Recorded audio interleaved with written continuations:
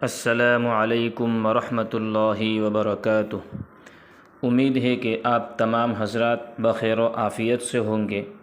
اگر آپ ہماری چینل نورانی باتیں پر پہلی بار ہیں تو آپ ہماری چینل نورانی باتیں کو سبسکرائب کریں تاکہ ویڈیو اپلوڈ ہوتے ہی سب سے پہلے نوٹیفیکیشن آپ کو مل جائے۔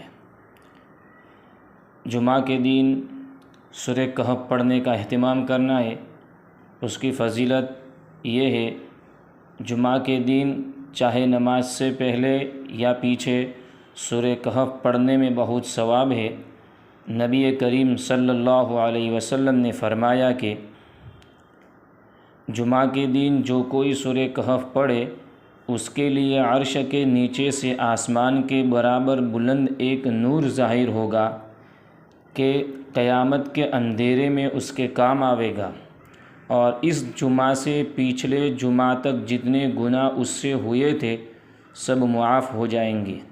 علماء نے لکھا ہے کہ اس حدیث میں گناہ صغیرہ مراد ہے، اس لیے کہ کبیرہ گناہ بغیر توبہ کے معاف ہوتا نہیں۔ اور سورہ کہف پارہ نمبر 15 سورہ بنی اسرائیل کے بعد سورہ کہف ہے، تو ہمیں سورہ کہف پڑھنا ہے۔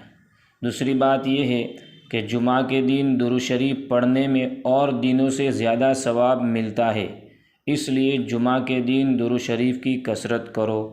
اللہ تعالی ہم سب کو اس پر عمل کرنے کی توفیق عطا فرمائے۔